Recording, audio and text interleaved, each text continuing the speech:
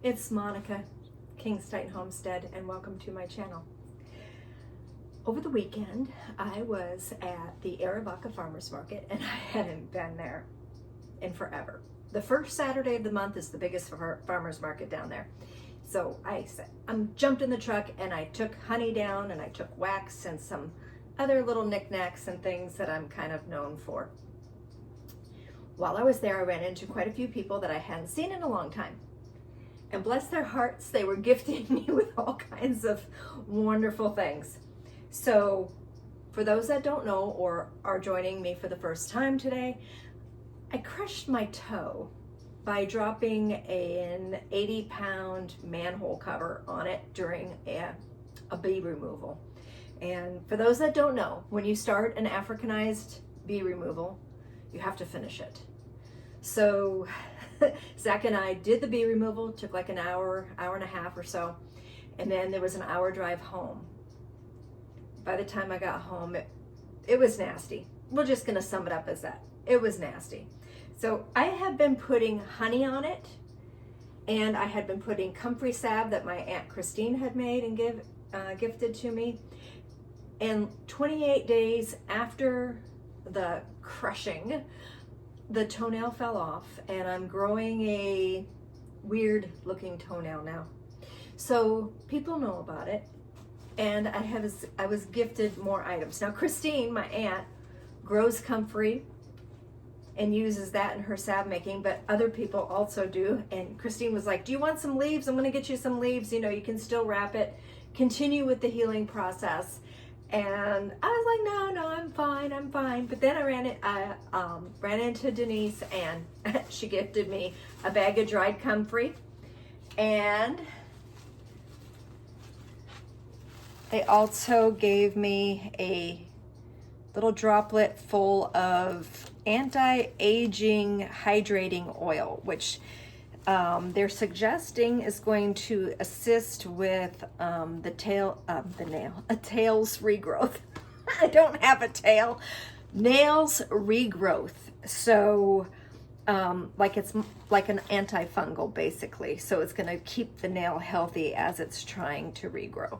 So it's a cute little dropper. And if you want to try their products, you can go to ourhealinggreenhouse.com. I'm going to be testing this. I'll let you know. I might try to convince Dan to also use these. So, but thank you, Denise and Jesse. Appreciate that. The other gifts that I had got was a new tomato, bacon, onion jam made by the Careless Coyote. Now, she's based, I think, now out of Amato. I'm not quite sure, but she does 3 different farmers markets in the area: St. Philip's Plaza in Tucson, the Arivaca Farmers Market on Saturdays, and then also a farmers market, I believe, in Green Valley. So she is in 3 different locations for easy to find for locals. But look at this. I can't hardly tell, but I ate about a third of it, like the day I received it, just on some toast.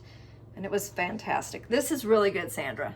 I highly recommend this. This I've tried and I like. So tomato, bacon, onion jam. Ari gifted me, this is helping with future issues that I might encounter with dropping things on my feet. But another healing medicinal plant to have is plantain. And so Ari gifted me some broadleaf plantain seeds,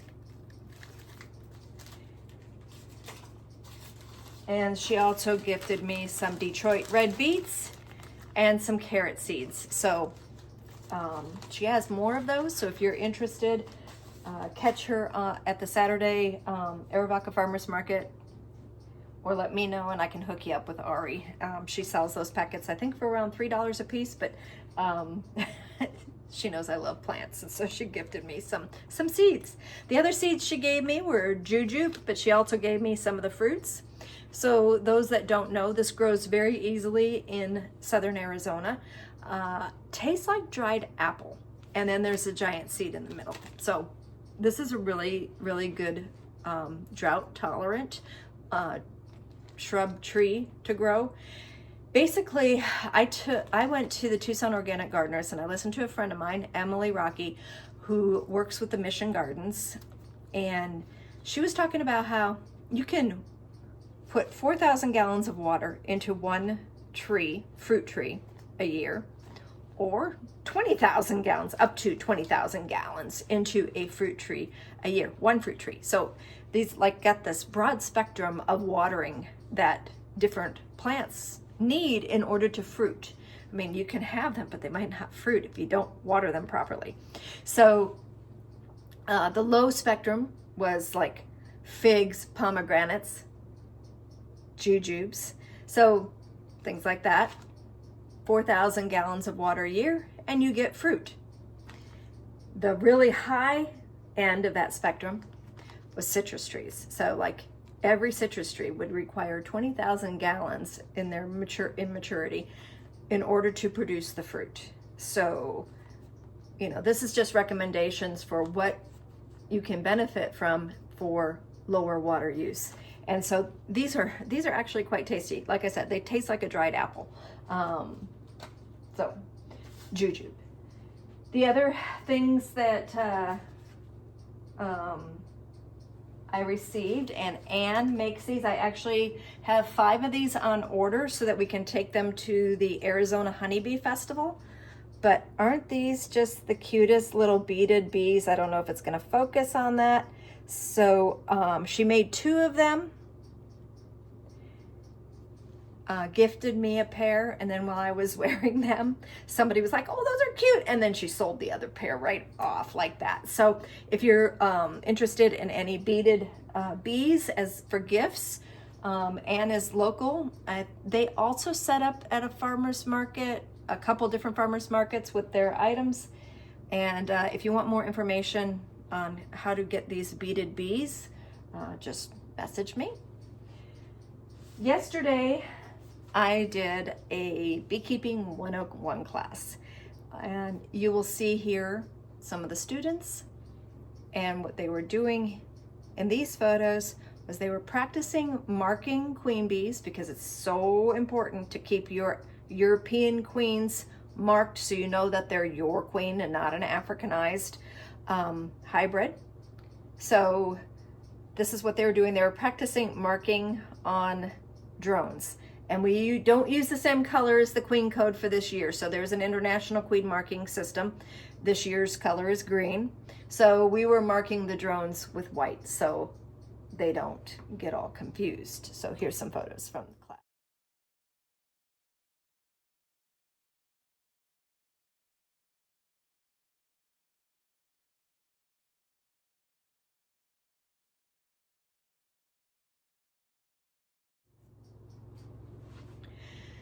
So during class, in the class, I had an author, and she took the class specifically to research beekeeping. She writes romance books, and her previous book, her last book, was Birding with Benefits. And so her name's Sarah T. Dubb, and she gifted me this book. I haven't read it yet. So just a sweet, look at that.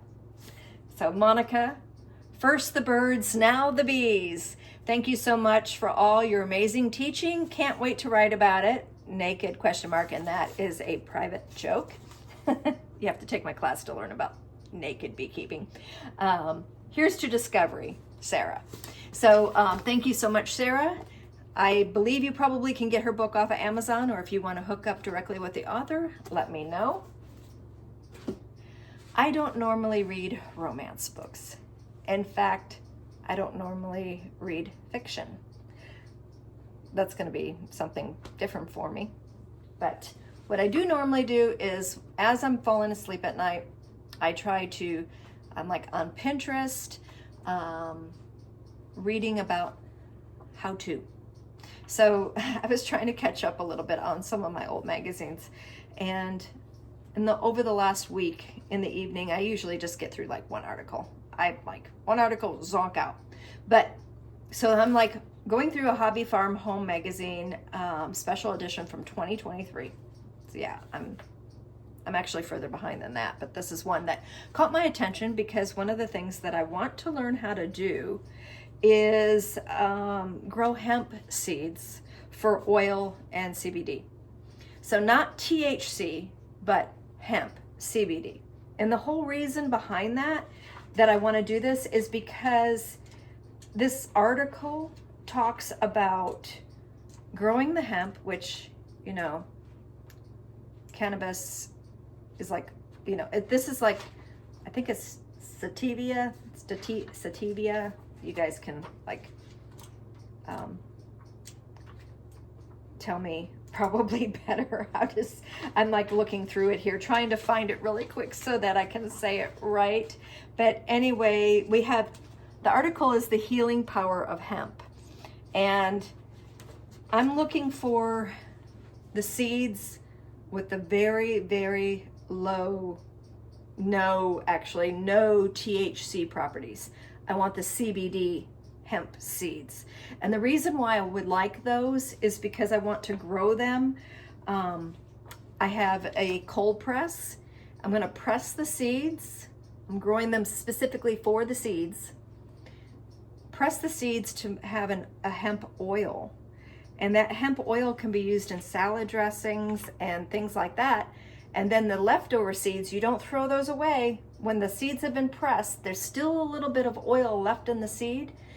And you take those seeds and you feed them to your chickens. Now, hemp has different properties in it. And let me find that really quick here. So basically, it says, try it in salad dressings, marinades, or as a finishing oil drizzled on roasted meats and vegetables. Add it to smoothies for a serious nutrition boost. Hemp seed oil is rich in omega-6 and omega-3 fatty acids, antioxidants, vitamins A and E, and minerals such as calcium, zinc, manganese, and potassium. This is like, you know, you want to plant things that are beneficial. You don't want to just plant heads of iceberg lettuce or something like that. You want to plant beneficial plants. And so, you know, hemp grows like weed. Don't laugh at that. That was bad. But then the leftover pressing makes this thing called hemp seed cake. And so it has all kinds of ideas on how to use it with your livestock. And so this is what I want to do. I want to put this in next spring. So I am like trying to research which strain of hemp to get, and basically and how many plants I should try to start with. So if you have any experience with that, like I said, not pot, not hash, not Mary Jane. I don't want to grow a high THC. I want to just grow the seeds, hemp seeds, and that's what I'm looking for. So if you have any ideas for like a seed company, where to purchase it, or anything like that, or if you've have experience growing it, or if you've even made the oil or fed to your chickens, I'd like to hear about it, because sharing this kind of knowledge is really beneficial, and that's what we're here for. Is we're here to encourage, stimulate the mind, and try to get you to be more self-sustainable, because if we all are self-sustainable, we have much stronger communities. So thanks for joining me, and I look forward to if anybody has any comments about growing the hemp. Thanks. Bye.